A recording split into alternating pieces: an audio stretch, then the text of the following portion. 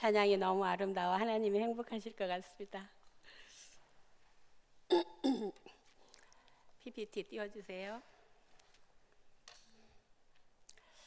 한국의 대표적인 여신도 중에 한 사람을 말하라고 한다면 저는 오늘 화면에 보이는 유관순 열사를 꼽고 싶습니다. 그분은 1902년 충남 목천군 이동면 지령리에서 태어나셔서 1920년 9월 28일 서울 서대문 형무소에서 당시 나이 17세로 하늘의 별이 되셨습니다. 그 당시 이화학당 고등부 학생이었습니다. 옆에 있는 글씨가 보이시나요? 함께 읽어볼까요? 오 하나님, 이제 시간이 임박했습니다. 원래 외를 물리쳐 주시고 이 땅의 자유와 독립을 주소서. 내일 거사할 각 대표들에게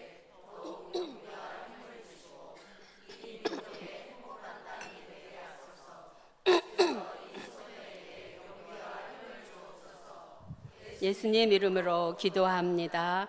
아멘. 3.1 만세운동 거사를 앞두고 하나님께 드린 어린 소녀의 결단 있는 기도입니다. 유관순의 아버지인 유중권님은 감리교 신자로 마을 유지들과 협력해 교회도 세우시고 사제를 털어 학교도 세우는 등 교육과 계몽에 힘을 기울이신 분이셨습니다.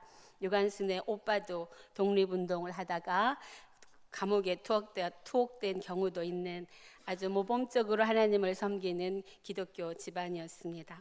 그분은 나라를 위해 바칠 목숨이 하나밖에 없는 것이 자신이 가진 유일한 슬픔이다 라고 말했다고 합니다. 그 다음 띄워주세요. 유명한 오른쪽 그림을 보시나요?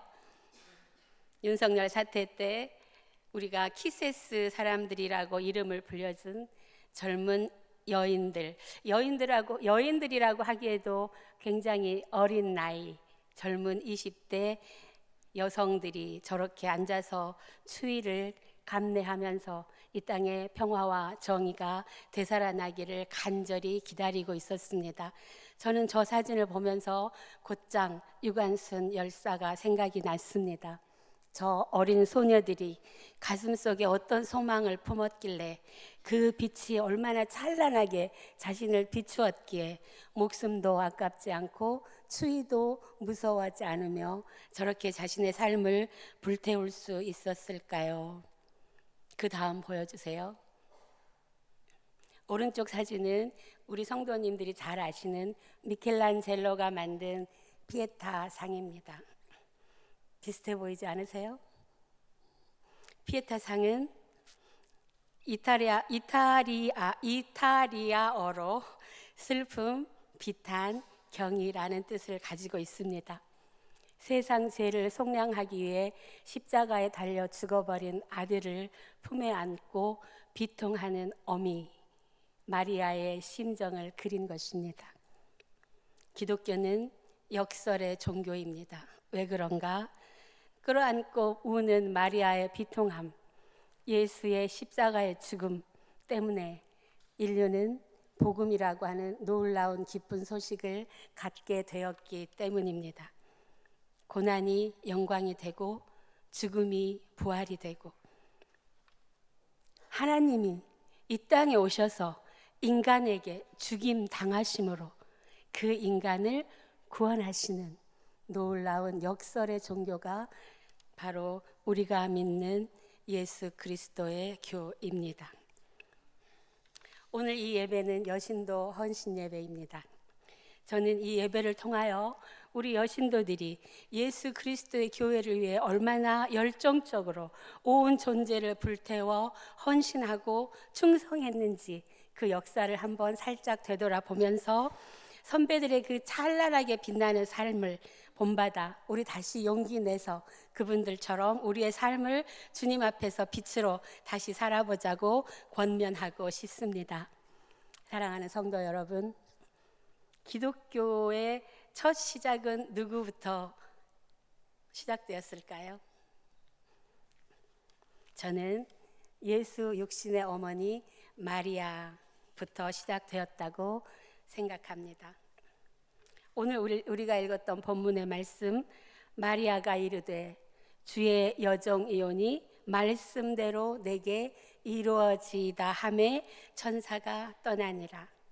마리아가 자신에게 주님의 말씀대로 이루어지이다 라고 허락한, 결단한 그 내용은 무엇입니까? 처녀가 애를 베는 것입니다. 상상이나 하실 수 있으시겠습니까? 예수 그리스도를 믿는다는 이유로 처녀가 애를 베는 것과 같은 멸시와 수치와 고난을 감당하실 수 있으시겠습니까? 마리아는 자신에게 성령으로 예수가 오시면 이 땅에서 자신이 받아야 할 수치가 무엇인지, 멸시가 무엇인지, 그 이후로 감당해야 할 고난이 무엇인지 다 알고 있으면서 주여, 저는 당신의 여종이오니 당신의 뜻대로 이루어지이다 라고 그 사실을 순복하였습니다. 절대적인 신앙의 복종, 바로 거기서부터 예수 그리스도의 교회는 시작되었습니다. 그래서 육신의 어머니인 마리아가 사실은 기독교의 최초의 여신도라고 저는 생각합니다. 그렇게 시작한 예수 그리스도의 복음은 예수를 따라다니는 무수한 여신도들에 의해 유지되고 전진할 수 있었습니다. PPT 누가복음 8장 1절에서 13절 말씀입니다. 함께 읽겠습니다. 시작. 그 뒤 예수께서는 여러 도시와 마을을 두루 다니시며 하나님 나라를 선포하시고 그 복음을 전하셨는데 12 제자도 같이 따라다녔다.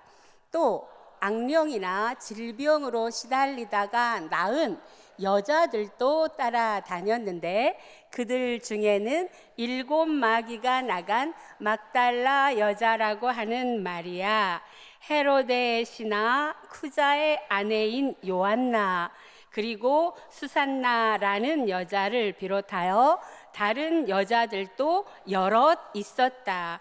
그들은 자기네 재산을 바쳐 예수의 일행을 돕고 있었다. 아멘. 예수님을 만나고 예수님을 통하여 자신의 가장 고통스러운 부분이 치료받고 그리하여 새로운 사람으로 태어난 여인들은 오직 그 이후 자신의 모든 미래와 장래를 포기하고 예수님을 따라다니는 선교 사역에 온 힘을 기울였습니다. 이 여러 여자들이 주님을 따라다니면서 무엇을 했는가? 자기의 사재를 털어서 예수의 일행이 지속적으로 선교 활동을 할 수 있도록 물적 토대를 제공했다라는 것입니다. 하나의 공동체가 지속하기 위해서는 반드시 그 공동체가 먹고 입고 살 수 있는 기타 여러 가지 조건들, 우리는 그걸 물적 토대라고 하는데요, 이것들을 누군가가 끊임없이 제공하지 않으면 불가능합니다. 이걸 누가 했는가? 예수를 따라다니던 여자들이 했다라고 말하고 있습니다. 심지어 예수를 따라다니던 이 여자들은 어디까지 가는가? 선생님 하며 처음에는 예수님 앞에서 예수님의 제자라고 거드름 피우면서 다니던 이 제자들, 12 제자가 선생님이 십자가 들고 죽게 생겼으니까 주랭랑을 쳐버렸죠.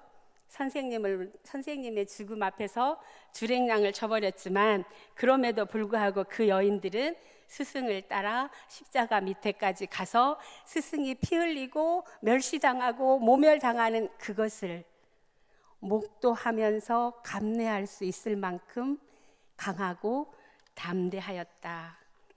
특별히 그만큼 주님을 사랑하였다. 사랑하지 않고는 가능하지 않은 일들을 예수님을 따라다니던 여신도들은 해내고 있었다. 성경은 그렇게 말하고 있습니다. 마가복음 15장 40절 41절을 봅니다. 시작. 멀리서 바라보는 여자들도 있었는데 그 중에 막달라 마리아와 또 작은 야고보와 요새의 어머니 마리아, 또 이들은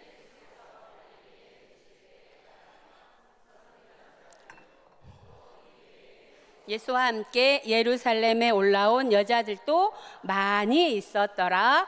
막달라 마리아와 요새의 어머니 마리아가, 왜 안 띄워주세요? 예수 둔 곳을 보더라.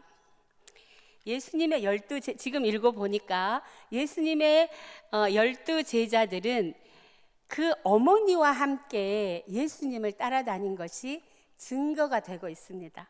다시 말하면 어머니가 그 아들들의 믿음을 견인해 가고 있었다는 뜻입니다.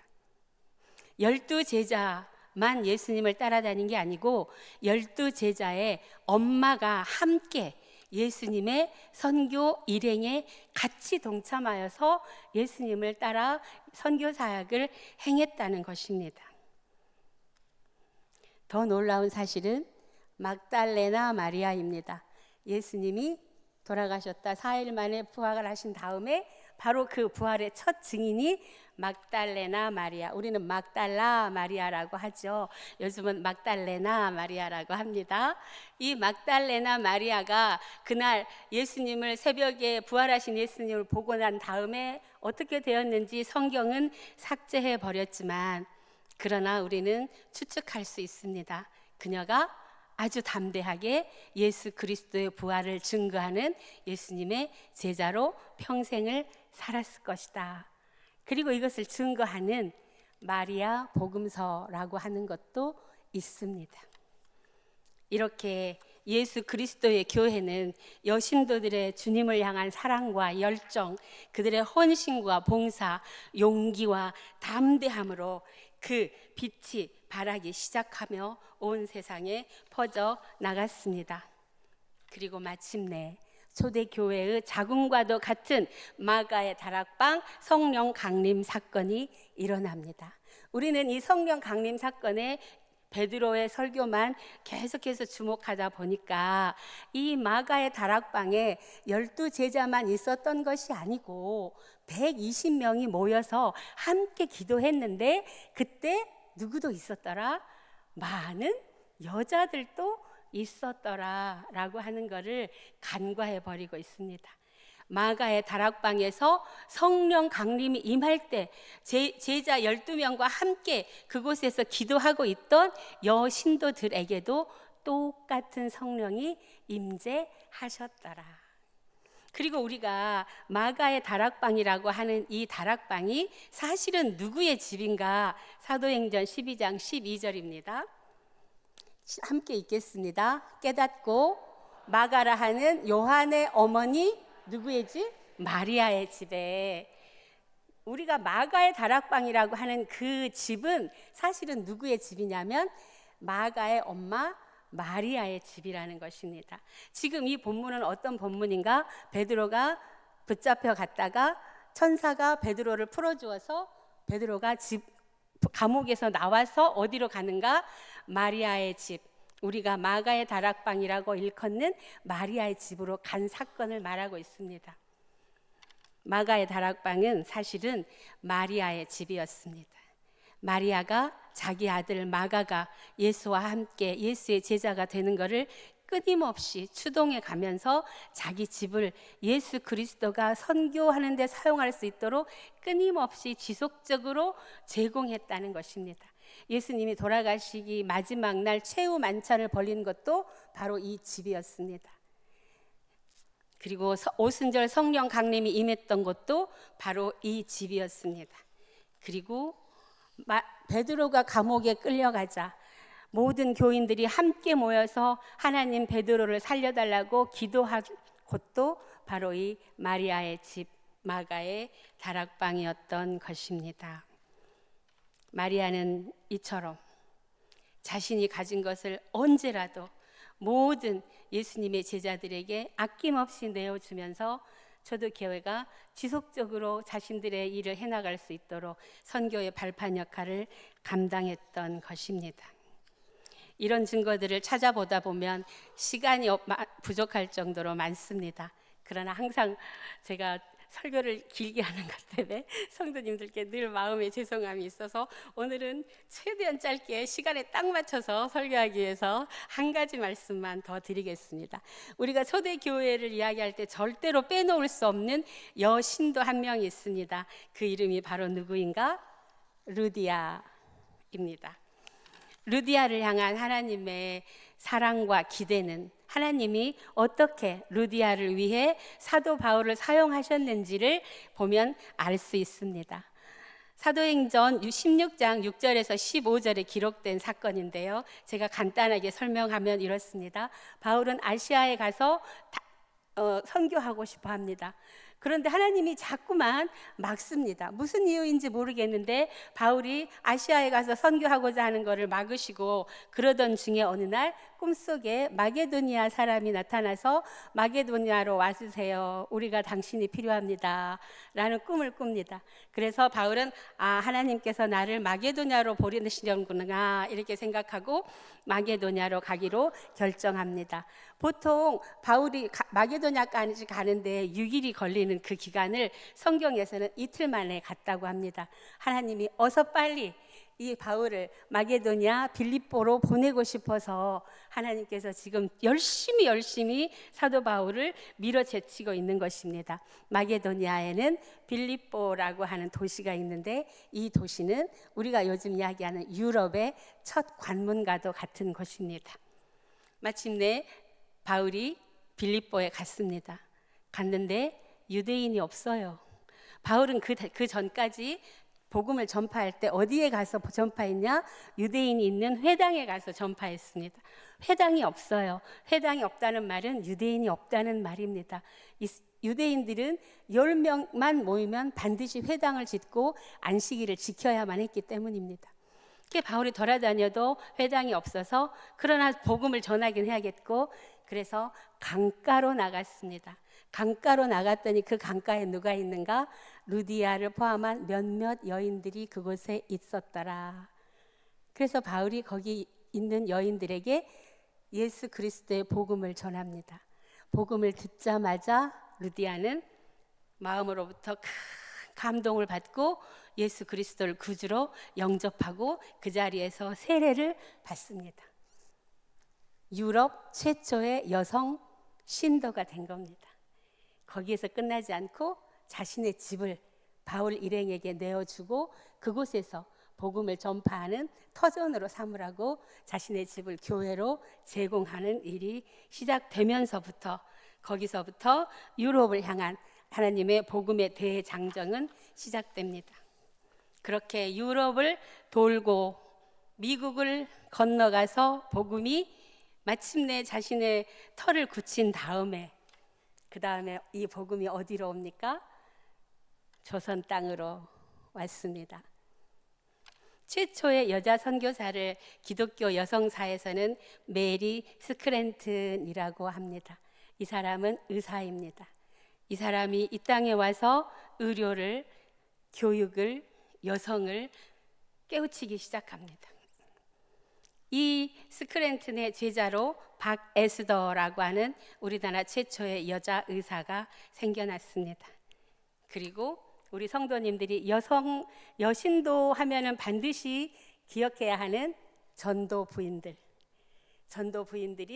자신의 삶을 오직 주님을 위하여 바치겠다고 하는 열정을 가지고 우리나라 말을 하지 못하는 선교사들을 도와서 열심히 그 사람들의 말을 배워서 성경 말씀을 열심히 공부해서 소위 말해서 선교사들의 통역사가 되어 이 땅에 불행한 여성들을 개화하고 그 여성들을 통하여 이 땅에서 새롭게 하나님의 나라가 실현되는 일들을 만들어 냅니다.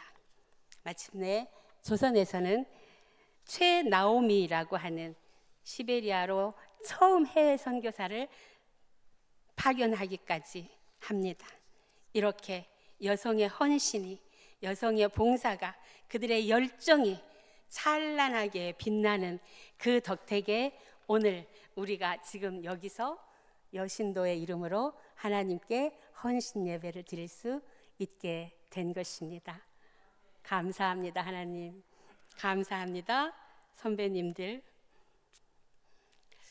이렇게 찬란하게, 이렇게 열정적으로, 이렇게 멋지게 하나님의 말씀을 들고 이 땅에서 전 세계적으로 여신도로서 삶을 불태웠었는데, 지금 2025년 저희는 어떤가요?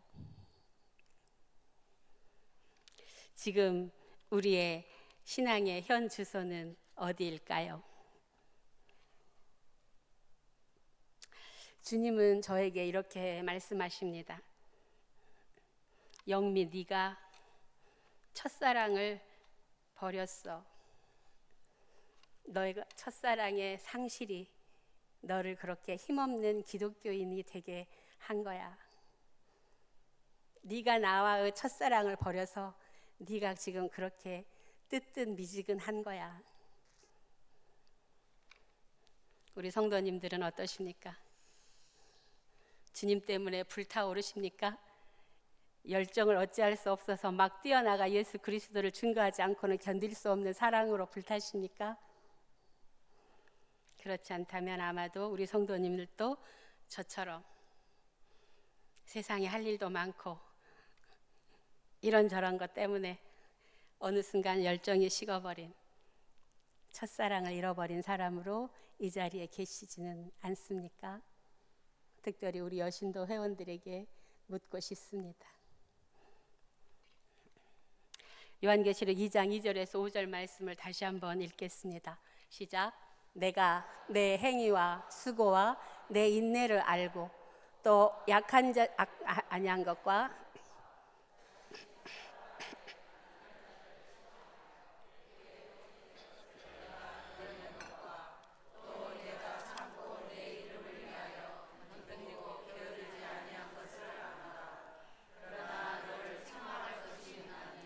너의 처음 사랑을 버렸느니라.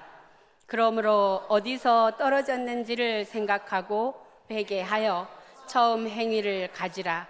만일 그리하지 아니하고 회개하지 아니하면 내가 내게 가서 내 촛대를 그 자리에서 옮기리라. 아멘.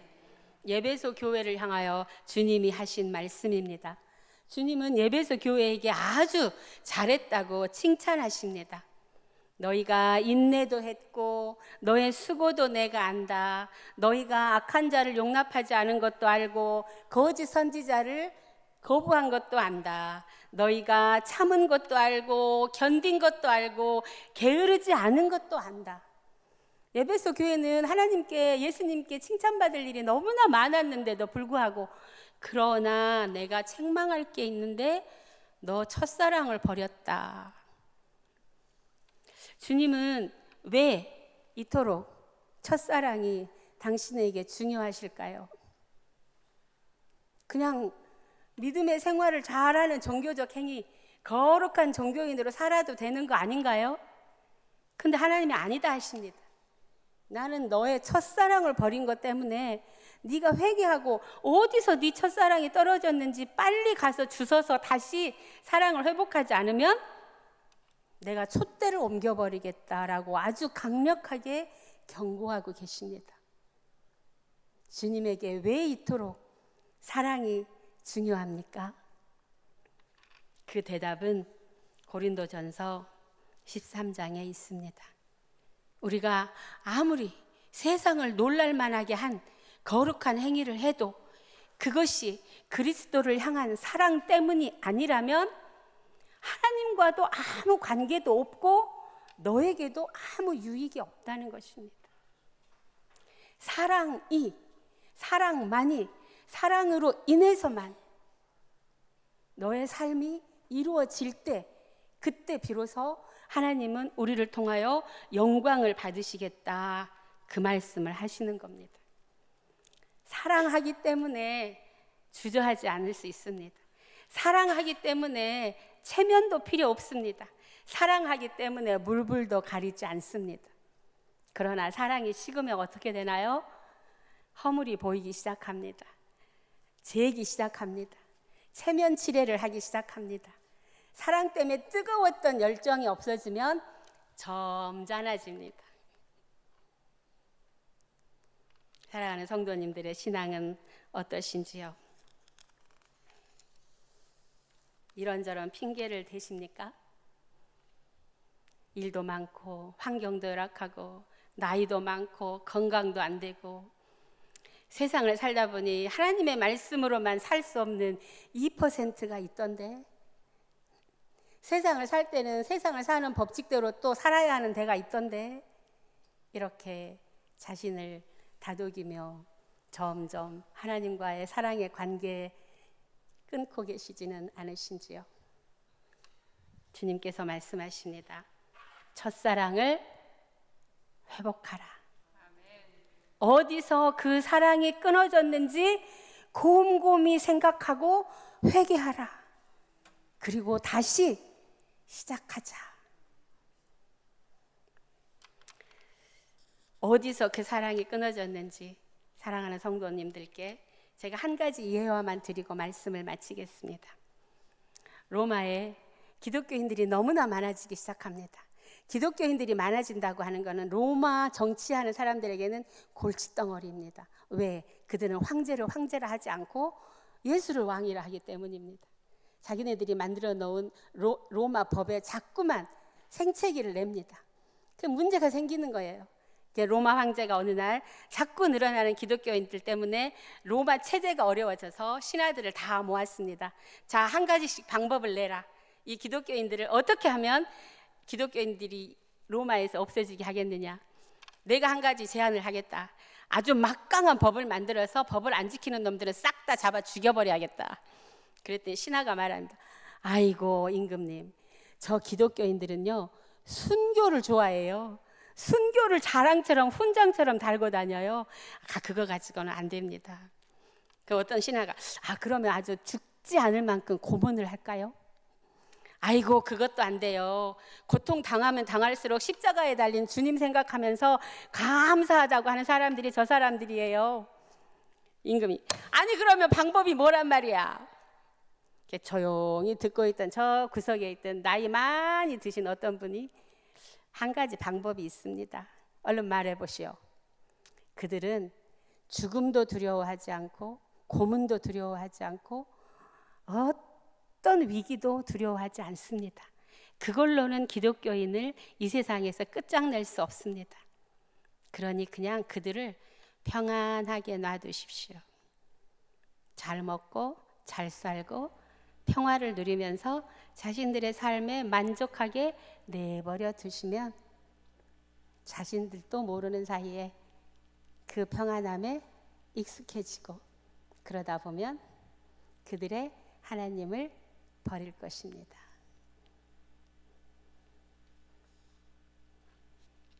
우리의 첫사랑이 어디에서 떨어졌는지 모두 다 같이 한번 깊이 생각하시고 회개하시고 저도 그러겠습니다. 그리고 우리의 사랑을 회복합시다. 2025년에는 예수 그리스도와 다시 사랑에 빠지는 놀라운 역사가 일어나시기를 축복합니다. 그리하여 그리스도의 빛을 반사하는 빛으로 이 땅을 환히 밝히시는 강진읍 교회 여신도 회원들 성도님들이 다 되시길 그리스도의 이름으로 축복합니다. 기도하겠습니다. 하나님, 목숨을 바쳐 우리를 사랑하셨습니다. 인간이 되셔서 인간에게 죽임을 당하실 때까지 우리를 사랑하셨습니다. 그리고 마침내 부활하여 우리의 구주가 되셨습니다. 이것 말고 저희가 주님께 무엇을 더 바라리이까? 그 사랑을 우리 안에 쏟아부어 주시옵소서. 우리가 처음 주님을 만나 행복했던 그 첫사랑을 기억하게 하시고 회복하게 하여 주시옵소서. 어디에서 이 사랑이 떨어졌는지 기억나게 하시고 회개하게 하시고 다시 주와 사랑하는 관계로 회복시켜 주셔서 우리 안에 있는 그리스도의 빛이 나를 통하여 강진읍 교회에 속한 모든 성도님들을 통하여 특별히 여신도 회원들을 통하여 이 세상에 찬란히 빛나는 아름다운 일들이 일어나게 하여 주시옵소서. 예수님의 이름으로 기도합니다. 아멘.